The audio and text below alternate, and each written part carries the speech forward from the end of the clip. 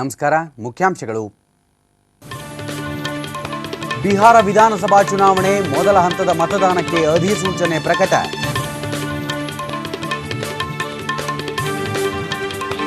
ಉಪರಾಷ್ಟ್ರಪತಿ ಹಮೀದ್ ಅನ್ಸಾರಿ ಕಾಂಬೋಡಿಯಾ ಪ್ರವಾಸ, ಪ್ರಧಾನಿ ಹುನ್ ಸೇನ್ ಜೊತೆ ನಿಯೋಗ ಮಟ್ಟದ ಮಾತುಕತೆ.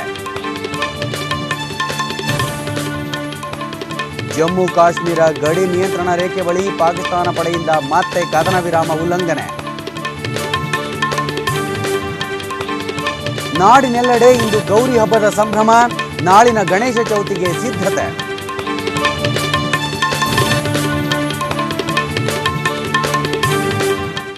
ವಾರ್ತೆಗಳ ವಿವರ. ಬಿಹಾರ ವಿಧಾನಸಭೆ ಚುನಾವಣೆಯ ಮೊದಲ ಹಂತದ ಮತದಾನಕ್ಕೆ ಇಂದು ಅಧಿಸೂಚನೆ ಪ್ರಕಟವಾಗಿದೆ. ರಾಜ್ಯದ 10 ಜಿಲ್ಲೆಗಳ 49 ಸ್ಥಾನಗಳಿಗೆ ಅಕ್ಟೋಬರ್ 12ರಂದು ಮತದಾನ ನಡೆಯಲಿದ್ದು, ಈ ಬಾರಿ ರಾಜ್ಯದ ನಕ್ಸಲ್ ಪೀಡಿತ ಪ್ರದೇಶದಲ್ಲಿ ಸುಗಮ ಹಾಗೂ ಶಾಂತಿಯುತ ಮತದಾನಕ್ಕೆ ಅಭೂತಪೂರ್ವ ಭದ್ರತೆ ಕೈಗೊಳ್ಳುತ್ತಿದ್ದು, ಡ್ರೋನ್ ಬಳಕೆಯೂ ಇದರಲ್ಲಿ ಅಳವಡಿಸಿಕೊಳ್ಳಲಾಗುತ್ತದೆ. ಬಿಹಾರ ಚುನಾವಣೆ ಸಂಬಂಧ ಬಿಜೆಪಿ ಕೇಂದ್ರ ಚುನಾವಣಾ ಸಮಿತಿ ದೆಹಲಿಯಲ್ಲಿ ನಿನ್ನೆ ಮಹತ್ವದ ಸಭೆ ನಡೆಸಿತು. ಪ್ರಧಾನಿ ನರೇಂದ್ರ ಮೋದಿ, ಬಿಜೆಪಿ ರಾಷ್ಟ್ರೀಯ ಅಧ್ಯಕ್ಷ ಅಮಿತ್ ಶಾ ಹಾಗೂ ಕೇಂದ್ರ ಸಚಿವರು, ಹಿರಿಯ ಮುಖಂಡರು ಪಾಲ್ಗೊಂಡಿದ್ದ ಸಭೆಯಲ್ಲಿ ಅಭ್ಯರ್ಥಿಗಳ ಆಯ್ಕೆ ಸೇರಿದಂತೆ ಹಲವು ಪ್ರಮುಖ ನಿರ್ಧಾರಗಳನ್ನು ಕೈಗೊಳ್ಳಲಾಯಿತು.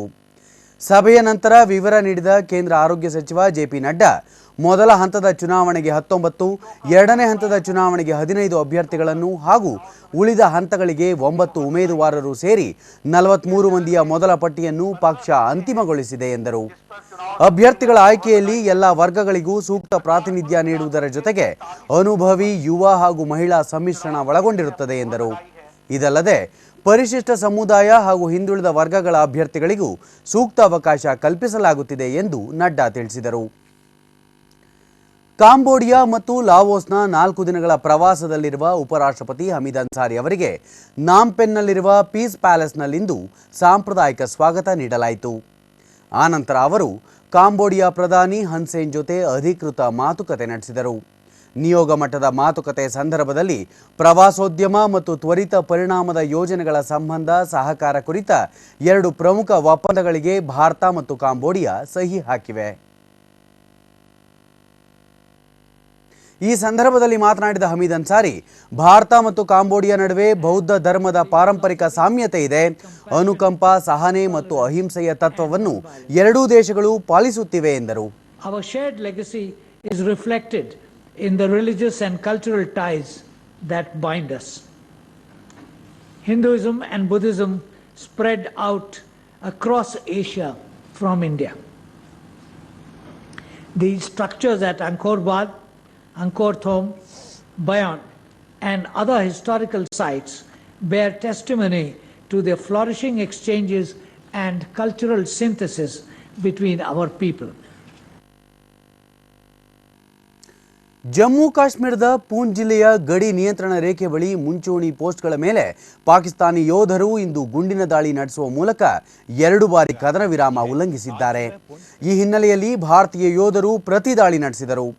ಕೃಷ್ಣಾ ಘಾಟಿ ವಲಯದ ಬಳಿ ಪಾಕಿಸ್ತಾನಿ ಯೋಧರು ಬೆಳಗ್ಗೆ 7:10ರ ಸುಮಾರಿಗೆ ಸ್ವಯಂ ಚಾಲಿತ ಶಸ್ತ್ರಾಸ್ತ್ರ ಬಳಸಿ ದಾಳಿ ನಡೆಸಿದರು ಎಂದು ರಕ್ಷಣಾ ಇಲಾಖೆ ವಕ್ತಾರರು ತಿಳಿಸಿದ್ದಾರೆ. ಬಾಲಾಕೋಟ್ ವಲಯದಲ್ಲಿ ನಿನ್ನೆ ಸಂಜೆ 6:20ರಿಂದ ರಾತ್ರಿ 9 ಗಂಟೆಯವರೆಗೆ ಪಾಕಿಸ್ತಾನಿ ಯೋಧರು ಗುಂಡಿನ ದಾಳಿ ನಡೆಸಿದರು ಎಂದು ಅವರು ಹೇಳಿದ್ದಾರೆ. ಈಗ ಸ್ವಲ್ಪ ಹೊತ್ತಿನ ಮುಂಚೆಯೂ ಗುಂಡಿನ ದಾಳಿ ಮುಂದುವರೆದಿತ್ತು. ಇದರಿಂದಾಗಿ ಯಾವುದೇ ಪ್ರಾಣಹಾನಿ ಅಥವಾ ಆಸ್ತಿಪಾಸ್ತಿ ನಷ್ಟ ಸಂಭವಿಸಿಲ್ಲ ಎಂದು ಅವರು ಸ್ಪಷ್ಟಪಡಿಸಿದ್ದಾರೆ. ಈ ತಿಂಗಳಲ್ಲೇ ಪಾಕಿಸ್ತಾನ ಯೋಧರು 17 ಬಾರಿ ಕದನ ವಿರಾಮ ಉಲ್ಲಂಘಿಸಿದ್ದಾರೆ.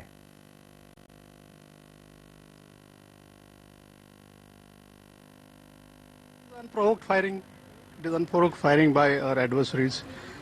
Why they are doing it, in spite of various talks recently held, it actually doesn't sound very logical.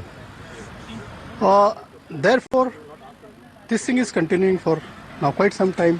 Is happening, and we also give appropriate retaliation. ಈ ವರ್ಷದ ಅಂತ್ಯದಲ್ಲಿ ಪ್ಯಾರಿಸ್ನಲ್ಲಿ ನಡೆಯುವ ಹವಾಮಾನ ಬದಲಾವಣೆ ಕುರಿತ ಜಾಗತಿಕ ಸಮ್ಮೇಳನ ಹಿನ್ನೆಲೆಯಲ್ಲಿ ಪ್ರಧಾನಿ ನರೇಂದ್ರ ಮೋದಿ ದೆಹಲಿಯಲ್ಲಿ ನಿನ್ನೆ ಅಭಿವೃದ್ಧಿಶೀಲ ಸಮಾನ ಮನಸ್ಕ ರಾಷ್ಟ್ರಗಳ ನಿಯೋಗದ ಮುಖ್ಯಸ್ಥರನ್ನು ಭೇಟಿ ಮಾಡಿದರು. ಅಭಿವೃದ್ಧಿಶೀಲ ರಾಷ್ಟ್ರಗಳು ಪರಿಸರದ ಶತ್ರುವಲ್ಲ ಎಂಬುದನ್ನು ಜಾಗತಿಕ ಮಟ್ಟದಲ್ಲಿ ಮನವರಿಕೆ ಮಾಡಿಕೊಡುವ ಅವಶ್ಯಕತೆ ಇದೆ ಎಂದು ಪ್ರಧಾನಿ ಈ ಸಂದರ್ಭದಲ್ಲಿ ಹೇಳಿದರು. ಇಂದು ಎಲ್ಲ ಕ್ಷೇತ್ರಗಳಲ್ಲೂ ಇಂಧನ ಯಥೇಚ್ಛವಾಗಿ ಬಳಕೆಯಾಗುತ್ತಿದ್ದು, ಇದನ್ನು ತಗ್ಗಿಸುವ ಕಾರ್ಯಕ್ರಮಗಳನ್ನು ರೂಪಿಸುವ ಅಗತ್ಯವಿದೆ ಎಂದು ಪ್ರಧಾನಿ ಅಭಿಪ್ರಾಯಪಟ್ಟರು. ಪರಿಸರಕ್ಕೆ ವಿರೋಧವಾಗಿ ಅಭಿವೃದ್ಧಿ ಸಲ್ಲದು ಎಂದು ಪ್ರಧಾನಿ ಈ ಸಂದರ್ಭದಲ್ಲಿ ಬಲವಾಗಿ ಪ್ರತಿಪಾದಿಸಿದರು.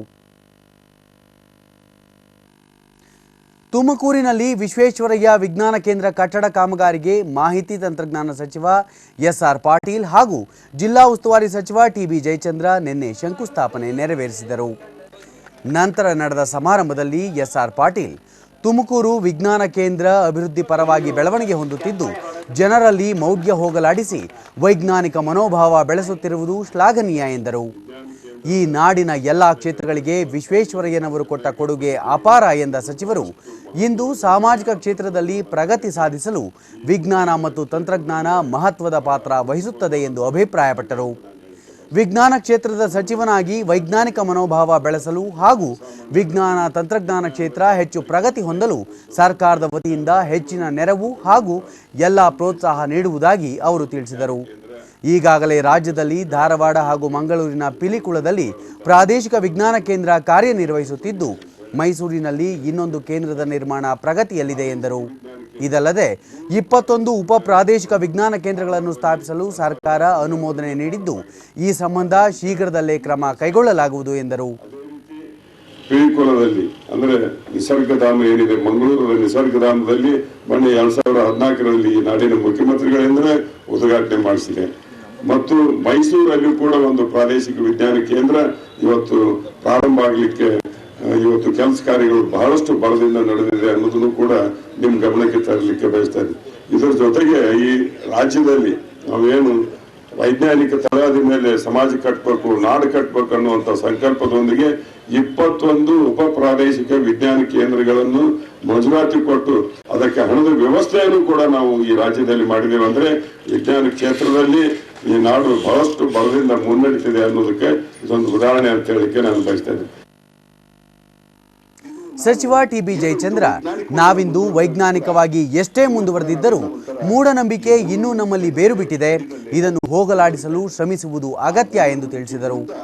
ಅರಿವನ್ನ ಮೂಡಿಸತಕ್ಕಂಥ ವೈಜ್ಞಾನಿಕ ಮನೋಭಾವವನ್ನು ತುಂಬತಕ್ಕಂಥ ಕೆಲಸವನ್ನ ಇವತ್ತು ತುಮಕೂರಿನ ವಿಜ್ಞಾನ ಕೇಂದ್ರ ಮಾಡ್ತಾ ಇದೆ. ಅದಕ್ಕೆ ಮೊದಲನೇದಾಗಿ ನಿಮ್ಮೆಲ್ಲರಿಗೂ ಕೂಡ ಅಭಿನಂದನೆಯನ್ನ ನಾನು ಸಲ್ಲಿಸೋದಕ್ಕೆ. ಸಂಸದರ ಆದರ್ಶ ಗ್ರಾಮ ಯೋಜನೆಯಡಿ ವಿಜಯಪುರ ಸಂಸದ ರಮೇಶ್ ಜಿಗಜಿಣಗಿ ಆಯ್ಕೆ ಮಾಡಿಕೊಂಡಿರುವ ಮಖಣಾಪುರ ಗ್ರಾಮ ಪಂಚಾಯಿತಿ ವ್ಯಾಪ್ತಿಯಲ್ಲೀಗ ಅಭಿವೃದ್ಧಿಯ ಗಾಳಿ ಬೀಸುತ್ತಿದೆ. ವಿಜಯಪುರದಿಂದ 20 ಕಿಲೋಮೀಟರ್ ದೂರದಲ್ಲಿರುವ ಮಖಣಾಪುರ ಗ್ರಾಮ ಪಂಚಾಯಿತಿ ಮಖಣಾಪುರ, ಶಿರನಾಳ ಹಾಗೂ ಅಕ್ಕಪಕ್ಕದ ತಾಂಡಗಳನ್ನು ಒಳಗೊಂಡಿದೆ. ಈ ಕುರಿತು ದೂರದರ್ಶನದೊಂದಿಗೆ ವಿವರ ನೀಡಿದ ಪಂಚಾಯಿತಿ ಅಭಿವೃದ್ಧಿ ಅಧಿಕಾರಿ ಪದ್ಮಿನಿ ಬಿರಾದಾರ್, ಕೇಂದ್ರ ಸರ್ಕಾರದ ವಿವಿಧ ಯೋಜನೆಗಳನ್ನು ಗ್ರಾಮ ಪಂಚಾಯಿತಿ ವ್ಯಾಪ್ತಿಯ ಎಲ್ಲ ಹಳ್ಳಿಗಳಿಗೆ ತಲುಪಿಸುವುದು, ಶಿಕ್ಷಣ, ಆರೋಗ್ಯ ಸೇರಿದಂತೆ ವಿವಿಧ ಯೋಜನೆಗಳ ಬಗ್ಗೆ ಅರಿವು ಮೂಡಿಸುವುದು, ಪ್ರತಿ ಮನೆಯಲ್ಲಿ ಶೌಚಾಲಯ ನಿರ್ಮಾಣಕ್ಕೆ ಒತ್ತು ನೀಡುವುದು ಸೇರಿದಂತೆ ಹಲವು ಕಾರ್ಯಕ್ರಮಗಳನ್ನು ಹಮ್ಮಿಕೊಳ್ಳಲಾಗಿದೆ ಎಂದರು. ಆಮೇಲೆ ಜನರಲ್ಲವರಿಗೆ 12,000 ರೂಪಾಯಿಗಳನ್ನು ನಾವು ಅವರಿಗೆ ಗೌರವಧನ ಶೌಚಾಲಯ ಕೊಡ್ತಾ ಇದ್ದೀವಿ. ಚಾಮರಾಜನಗರದಲ್ಲಿ ನಿನ್ನೆ ಸಂಸದ ಆರ್ ಧ್ರುವನಾರಾಯಣ್ ಕೇಂದ್ರ ಪುರಸ್ಕೃತ ಯೋಜನೆಗಳ ಪ್ರಗತಿ ಪರಿಶೀಲನಾ ಸಭೆ ನಡೆಸಿದರು. ಜಿಲ್ಲೆಯಲ್ಲಿ ಅನುಷ್ಠಾನಗೊಂಡಿರುವ ಕಾಮಗಾರಿಗಳ ಬಗ್ಗೆ ಸಂಬಂಧಿಸಿದ ಅಧಿಕಾರಿಗಳಿಂದ ಮಾಹಿತಿ ಪಡೆದರು. ನಂತರ ಅವರು ಕೇಂದ್ರದಿಂದ ಹಲವಾರು ಯೋಜನೆಗಳಿಗೆ ಬಿಡುಗಡೆಯಾದ ಅನುದಾನ ಸಮಾಜದ ಕಟ್ಟ ಕಡೆಯ ವ್ಯಕ್ತಿಗೂ ತಲುಪಬೇಕು, ಜಿಲ್ಲೆಯ 3 ಬರಪೀಡಿತ ತಾಲೂಕುಗಳಿಂದ ವಲಸೆ ಹೋಗುವುದನ್ನು ತಪ್ಪಿಸಲು ಮನ್ರೇಗಾ ಯೋಜನೆಯಡಿ ಉದ್ಯೋಗ ನೀಡಿಕೆಗೆ ಆದ್ಯತೆ ನೀಡಲಾಗಿದೆ, ಕುಡಿಯುವ ನೀರಿನ ಸಮಸ್ಯೆ ನಿವಾರಣೆ ಹಾಗೂ ಸ್ವಚ್ಛ ಭಾರತ್ ಯೋಜನೆಯಡಿ 30,000 ಶೌಚಾಲಯಗಳ ನಿರ್ಮಾಣದ ಗುರಿ ಹೊಂದಲಾಗಿದೆ ಎಂದ ಅವರು, ಅರಣ್ಯ ರಕ್ಷಣೆ ಹಾಗೂ ಬುಡಕಟ್ಟು ಜನಾಂಗಕ್ಕೆ ಹಕ್ಕುಪತ್ರ ವಿತರಣೆಗೂ ಕ್ರಮ ಕೈಗೊಳ್ಳಲಾಗಿದೆ ಎಂದರು. ಸ್ವಚ್ಛ ಭಾರತ್ ಇದರಲ್ಲಿ ಪ್ರತಿಯೊಬ್ಬರಿಗೂ ಕೂಡ ಪ್ರತಿ ಕುಟುಂಬಕ್ಕೂ ಶೌಚಾಲಯಗಳ ನಿರ್ಮಾಣ ಆಗಬೇಕು ಅಂತೇಳಿ ಈ ಒಂದು ಕೇಂದ್ರ ಸರ್ಕಾರ ನಮ್ಮ ಜಿಲ್ಲೆಗೆ ಇದರಲ್ಲಿ ಸುಮಾರು 30,000 ಶೌಚಾಲಯಗಳನ್ನ ನಿರ್ಮಾಣ ಮಾಡಬೇಕು ಈ ವರ್ಷಕ್ಕೆ ಗುರಿ ಕೊಟ್ಟಿದೆ. ಈಗಾಗಲೇ ಅದು ಕೂಡ ಸುಮಾರು 40% ಗುರಿ ಮುಟ್ಟಿದೆ. ಇನ್ನು ಉಳಿದಂಥ ಎಲ್ಲ 60% ಆ ಗುರಿ ಮುಟ್ಟುವಂಥದ್ದಕ್ಕೂ ಕೂಡ ನಾವು ಸೂಚನೆಯನ್ನು ನೀಡಿದ್ದೇವೆ. ಚೆಸ್ಕಾಂ ಸಹಾಯಕ ಕಾರ್ಯನಿರ್ವಾಹಕ ಅಭಿಯಂತರರು ಮಾತನಾಡಿ, ಜಿಲ್ಲೆಗೆ ಕೇಂದ್ರದಿಂದ 2 ಯೋಜನೆಗಳು ಮಂಜೂರಾಗಿದ್ದು ಕಾಮಗಾರಿ ಆರಂಭಿಸಲಾಗುತ್ತಿದೆ ಎಂದರು. ಯಳಂದೂರು, ಹನೂರು ಮತ್ತು ಗುಂಡ್ಲಪೇಟೆ ಪಟ್ಟಣಗಳನ್ನ ಆಯ್ಕೆ ಮಾಡಲಾಗಿದೆ. ಅದಕ್ಕೆ 19.93 ಕೋಟಿ ರೂಪಾಯಿಗಳು ಸ್ಯಾಂಕ್ಷನ್ ಆಗಿದೆ. ಈಗಾಗಲೇ ಇದನ್ನ DPR ಸಬ್ಮಿಟ್ ಮಾಡಿದ್ವಿ, ಅದು ಅನುಮೋದನೆ ಆಗಿರುತ್ತದೆ. ರಾಷ್ಟ್ರೀಯ ಹೆದ್ದಾರಿ ಕಾರ್ಯಪಾಲಕ ಅಭಿಯಂತರ ಎಂ ಸತೀಶ್ 419 ಕೋಟಿ 50 ಲಕ್ಷ ರೂಪಾಯಿ ವೆಚ್ಚದಲ್ಲಿ ಹೆದ್ದಾರಿ ಕಾಮಗಾರಿ ನಡೆಯುತ್ತಿದ್ದು ಶೇಕಡ 50ರಷ್ಟು ಕಾಮಗಾರಿ ಪೂರ್ಣಗೊಂಡಿದೆ. ಬಾಕಿ ಇರುವ ಕಾಮಗಾರಿ 2016 ಜೂನ್ ಒಳಗೆ ಮುಗಿಯಲಿದೆ ಎಂದರು. ಕೆಲಸ ನಿರ್ವಹಿಸಿದ್ದು ಸರ್ಕಾರದವರು 2 ವರ್ಷ ಅವಧಿಯ ಕಾಮಗಾರಿ ಇದು. ಈ 2 ವರ್ಷದ ಅವಧಿಯಲ್ಲಿ ಈಗಾಗಲೇ 13 ತಿಂಗಳು ಹತ್ರ ಆಗಿದೆ. ಸುಮಾರು 50% ಕಾಮಗಾರಿ ಶೀಘ್ರವಾಗಿ ಮುಗಿದಿದ್ದು, ಇನ್ನು 50% ಕಾಮಗಾರಿ ಮುಂದಿನ ಜೂನ್ 16ಕ್ಕೆ 2016ಕ್ಕೆ ಕಾಮಗಾರಿ ಮುಗೀತದೆ. ಮಧುಮೇಹ ರೋಗಿಗಳಿಗಾಗಿ ಬಯೋಕಾನ್ ಸಂಸ್ಥೆ ಹೊರತಂದಿರುವ ಬೆಸ್ಲಾಗ್ 1 ಇನ್ಸುಲಿನ್ ಪೆನ್ ಅನ್ನು ಬೆಂಗಳೂರಿನಲ್ಲಿ ನಿನ್ನೆ ಕೇಂದ್ರ ಸರ್ಕಾರದ ಕೈಗಾರಿಕಾ ನೀತಿ ಹಾಗೂ ಉತ್ತೇಜನಾ ಇಲಾಖೆಯ ಕಾರ್ಯದರ್ಶಿ ಅಮಿತಾಬ್ ಕಾಂತ್ ಬಿಡುಗಡೆ ಮಾಡಿದರು. ನಂತರ ಅವರು ಭಾರತದಲ್ಲಿ ಯುವ ಸಮುದಾಯದ ಗಾತ್ರ ವಿಸ್ತಾರವಾಗುತ್ತಿದ್ದು ಉತ್ಪಾದನಾ ವಲಯದಲ್ಲಿ ಮಹತ್ವದ ಪಾತ್ರ ವಹಿಸುತ್ತಿದೆ. ದೇಶದಲ್ಲಿ ತಯಾರಿಕಾ ಕ್ಷೇತ್ರದಲ್ಲಿ ಹೆಚ್ಚಿನ ಪ್ರಗತಿ ಸಾಧಿಸಬೇಕಾಗಿದ್ದು ಮೇಕ್ ಇನ್ ಇಂಡಿಯಾಗೆ ಪ್ರಮುಖ ಒತ್ತು ನೀಡಬೇಕಾಗಿದೆ ಎಂದರು. Refreshing experience going around this campus, all done in the last 10 years. So many young people working, there's so much of vibrancy, a huge amount of energy in this campus, and therefore you need millions and millions of such companies to grow and drive the Make in India initiative. Biocon ಸಂಸ್ಥೆ ಮುಖ್ಯಸ್ಥೆ ಕಿರಣ್ ಮಜುಮ್ದಾರ್ ಶಾ ಭಾರತದಲ್ಲಿಂದು ಉತ್ಪಾದನಾ ವಲಯದಲ್ಲಿ ಹೊಸ ಆವಿಷ್ಕಾರಗಳು ಆಗುತ್ತಿದ್ದು ಕೌಶಲ್ಯ ಮತ್ತು ಗುಣಮಟ್ಟದಿಂದ ಜಾಗತಿಕ ಮಟ್ಟದಲ್ಲಿ ಮಹತ್ತರ ಸಾಧನೆ ಮಾಡಿದ್ದೇವೆ ಎಂದರು. Today, pharma exports from India account for over $15 billion of the total $20 billion sector that it is. India has the ಬೆಸ್ಲಾಗ್ 1 insulin pen ಬಳಕೆಯನ್ನು ಪ್ರಾತ್ಯಕ್ಷಿಕೆ ಮೂಲಕ ತೋರಿಸಲಾಯಿತು. Biopharma and biomedical devices. And this site itself is a testimony to what is possible.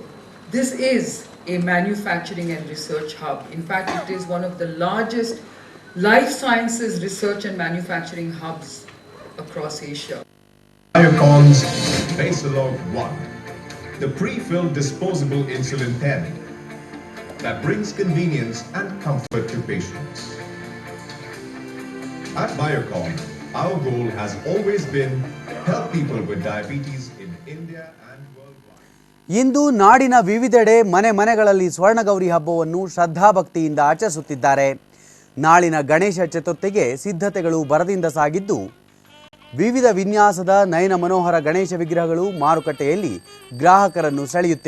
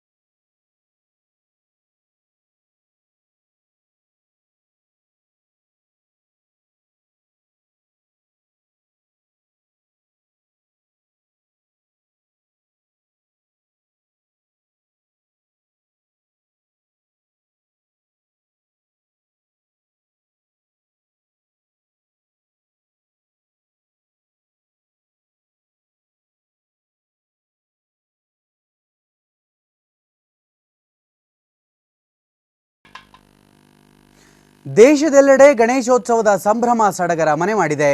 ನಾನಾ ಬಗೆಯ ವೈವಿಧ್ಯಮಯ ಗಣೇಶ ಮೂರ್ತಿಗಳು ಗ್ರಾಹಕರನ್ನು ಸೆಳೆಯುತ್ತಿವೆ.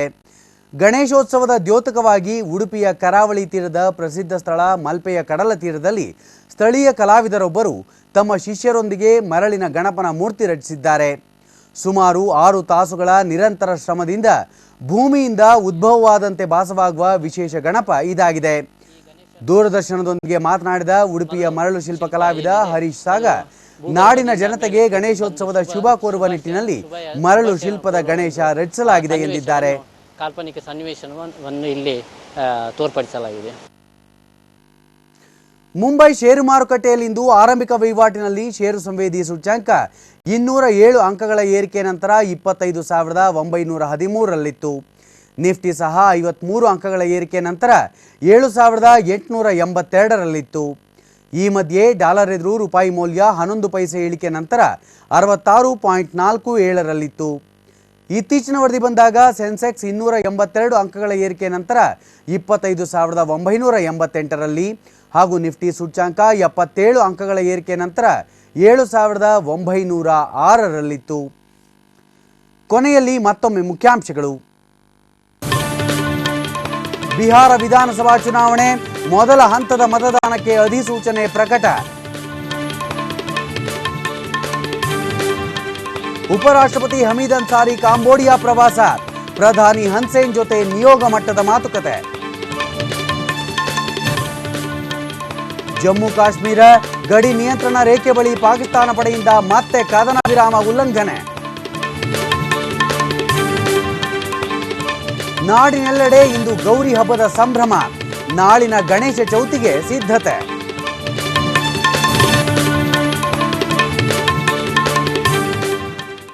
ನಮ್ಮ ಮುಂದಿನ ವಾರ್ತಾ ಪ್ರಸಾರ ಸಂಜೆ 6:30ಕ್ಕೆ DD1 ಹಾಗೂ ಚಂದನದಲ್ಲಿ. ನಮಸ್ಕಾರ.